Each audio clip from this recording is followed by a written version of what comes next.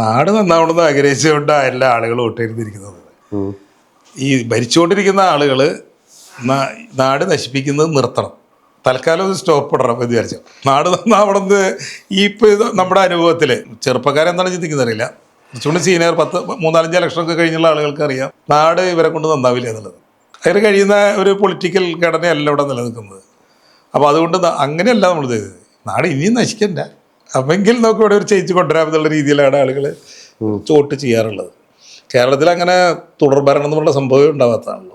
1977 അച്യുതമേനോൻ്റെ അടിയന്തരാവസ്ഥ കഴിഞ്ഞുള്ള ഇലക്ഷനിൽ ഞങ്ങൾക്ക് അടിയന്തരാവസ്ഥ മതി എന്ന് പറഞ്ഞ ആളുകളാണ് കേരളത്തിലെ ആളുകൾ. അങ്ങനെ വോട്ട് ചെയ്തിട്ടുണ്ട്.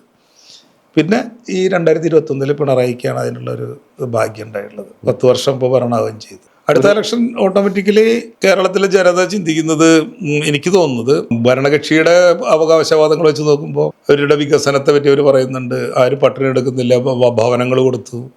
ഇതൊന്നല്ല ആക്ച്വലി ആളുകളെ ഇപ്പോൾ പ്രശ്നം ഉണ്ടാക്കിയിട്ടുള്ളത്.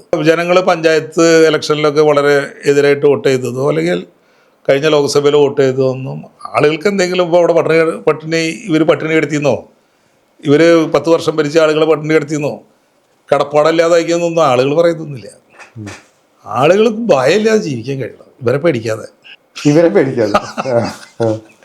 കാരണം നിങ്ങൾ സ്വന്തമായ ഒരു അഭിപ്രായം നിങ്ങൾ പറഞ്ഞു കഴിഞ്ഞാൽ അത് അവർക്ക് ഗുണമല്ലെങ്കിൽ അവരെ ബാധിക്കുന്ന വെച്ചാൽ അവർ നിങ്ങളെ ഉപദ്രവിക്കും എന്നുള്ള രീതിയിലൊരു ഭയം ആളുകൾക്കുണ്ട്.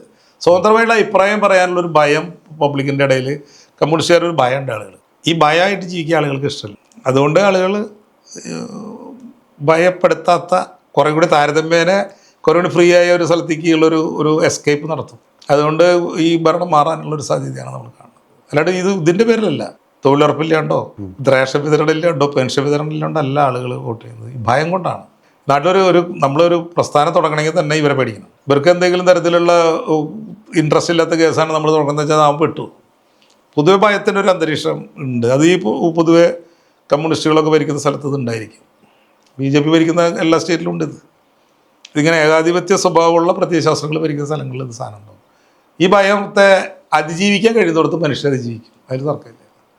ഇവിടെ ഇപ്പോൾ അതിൻ്റെ ഒരു പേരിലാണ് ആളുകൾ ഈ ഇലക്ഷനിലൊക്കെ ഈ വോട്ട് മാറ്റി ചെയ്തുകൊണ്ടിരിക്കുന്നത്. പക്ഷെ നമ്മുടെ ഗവൺമെൻറ് തോന്നിയുള്ളതെന്ന് വെച്ചാൽ ഞങ്ങളത് ചെയ്തില്ലേ, ഇത് ചെയ്തില്ലേ, അവർക്ക് ഇപ്പോഴും സംഗതി പിടിയിട്ടില്ല. ഓപ്പൺ സൊസൈറ്റിക്ക് കൊതിക്കുന്ന മനുഷ്യരാണ് വോട്ട് ചെയ്ത് തോൽപ്പിക്കാൻ പോകുന്നത്. അല്ലാണ്ട് തൊഴിലുറപ്പിന് കാശ് കിട്ടിയ ആളുകളോ പെൻഷൻ കിട്ടിയ അല്ലെങ്കിൽ വാർദ്ധക്യ പെൻഷൻ കിട്ടിയ ആളുകളൊന്നും അല്ല. വേറൊരു ഇടത്തര സമൂഹം ഉണ്ടല്ലോ ഇവിടെ, ഒരു പൊതുസമൂഹം ഉണ്ടല്ലോ, എല്ലാ കാലത്തും വോട്ട് മാറ്റി ചെയ്യുന്ന ഒരു വലിയ ആളുകളുണ്ടല്ലോ, അവരാണ് ഈ ഗവൺമെൻറ് ചതിക്കാൻ പോകുന്നത്.